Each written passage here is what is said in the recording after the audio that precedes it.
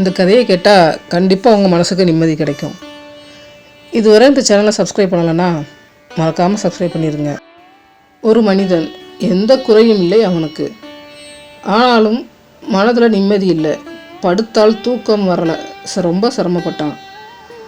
அவனோட மனைவி பரிதாபப்பட்டு ஒரு யோசனை சொன்னாள். பக்கத்தில் உள்ள காட்டில் ஒரு ஆசிரமம் இருக்குது, அங்கே ஒரு பெரியவர் இருக்கார், அவரை போய் பார்த்துட்டு வாங்கன்னு சொன்னான். அவனும் ஆசிரமத்துக்கு போனான். பெரியவரை பார்த்தான். ஐயா, மனசில் நிம்மதியே இல்லை, படுத்தா தூக்கமே வரமாட்டேங்குது. அவர் நிமிர்ந்து பார்த்தார். தம்பி, உன் நிலைமை எனக்கு புரியுது, இங்கே வந்து உட்காரு அப்படின்னு சொன்னார். உன்னோட மனசுக்கு சில ரகசியங்கள் தெரியக்கூடாது, தெரிஞ்சால் உன்னோட நிம்மதி போயிடும். அது எப்படிங்க? சொல்கிறேன். அது மட்டுமல்ல, மனம் தேவையில்லாத சமயங்களில் தேவையில்லாத சுமைகளை சுமக்கிறதும் இன்னொரு காரணம். ஐயா, நீங்கள் சொல்கிறது எனக்கு புரியலையே. உனக்கு நான் புரிய வைக்கிறேன். அதுக்கு முன்னாடி ஆசிரமத்தில் விருந்து சாப்பிடு அப்படின்னு சொல்லி வயிறு நிறைய சாப்பாடு கொடுத்தார். அவனும் நல்லா திருப்தியாக சாப்பிட்டான். பெரியவர் அவனுக்கு சுகமான படுக்கையை காட்டி இதில் படுத்துக்கொள் அப்படின்னு சொன்னார். அவனும் படுத்துக்கிட்டான். பெரியவர் பக்கத்தில் உட்கார்ந்து கதை சொல்ல ஆரம்பித்தார். ரயில் புறப்பட போகிறது. அவசர அவசரமாக ஒருவன் ஓடி வந்து ஏறுறான். அவன் தலையில் ஒரு மூட்டை வச்சிருக்கிறான். ஒரு இடத்த பிடிச்சி அதில் உட்கார்றான். ரயில் புறப்பட்டது. தலையில் சுமந்து வந்த மூட்டையை மட்டும் அவன் கீழே இறக்கி வைக்கவே இல்லை. எதிரே இருந்தவர் கேட்குறாரு, ஏன்பா எதுக்கு அந்த மூட்டையை சுமந்துக்கிட்டே வர, இறக்கி வையேன்.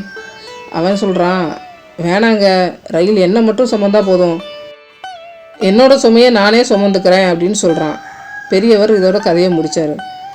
படுத்திருந்த நம்ம ஆசாமி சிரித்தான். ஏன் சிரிக்கிற? பைத்தியக்காரனாக இருக்கானே, ரயிலை விட்டு இறங்கும்போது மூட்டையை தூக்கிக்கிட்டு இறங்கினா போதாதா? அது அவனுக்கு தெரியலையே. யார் இவன்? இயல்பா கேட்டான். நீதான். என்ன சொல்கிறீங்க? பெரியவர் சொன்னார். வாழ்க்கை என்பதும் ஒரு ரயில் பயணம் மாதிரி தான். பயணம் பூராவும் சுமந்து கொண்டே போகிறவங்க நிம்மதியாக வாழவே முடியாது. தேவைப்படுறத மட்டும் மனசில் வச்சுக்கணும். அவனுக்கு தன்னோட குறை மெல்ல மெல்ல புரிய ஆரம்பிச்சது. சுகமான தூக்கமும் வந்தது. அப்படியே தூங்கிட்டான். கண் விழித்த போது எதிரே பெரியவர் நின்று கொண்டிருந்தார். எழுந்திரு எழுந்திரு என்றார். அவனும் எழுந்தான்.